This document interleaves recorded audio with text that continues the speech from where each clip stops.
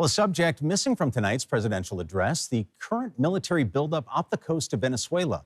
Trump announcing on social media that he has ordered a blockade of sanctioned oil tankers using Venezuelan ports, taking aim at the nation's main source of revenue.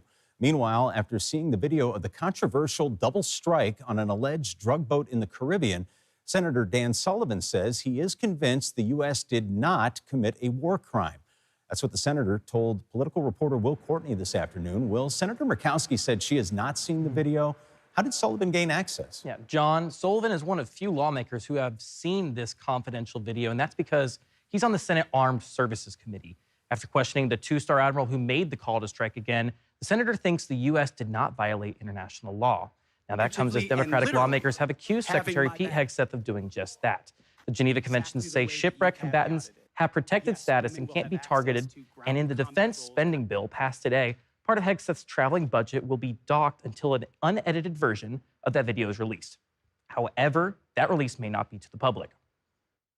Well, when I said to the press today, I support the release of those videos to other members of Congress. Right now, the videos have just been released to members of the Intel Committee and the Armed Services Committee. I think every member of Congress should see that. I think we all deserve to have full information. And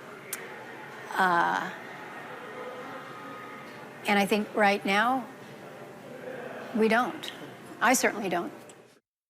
In the president's address earlier this afternoon, he didn't mention anything about the scrutiny on the strikes. John, we have extended coverage available right now on our website and our mobile app. All right, Will, thank you. You did mention that a bill, it would dock part of Pete Hegseth's travel budget. Oh, what does that mean? What's the significance of that? Right. Well, if the president was to veto that, I think that would certainly come as a surprise to many in Congress, largely because it got a lot of support. That's the National Defense Authorization Act, and it got widespread support in both chambers. It passed the Senate today 77-22, and it's now up to the president to sign it into law.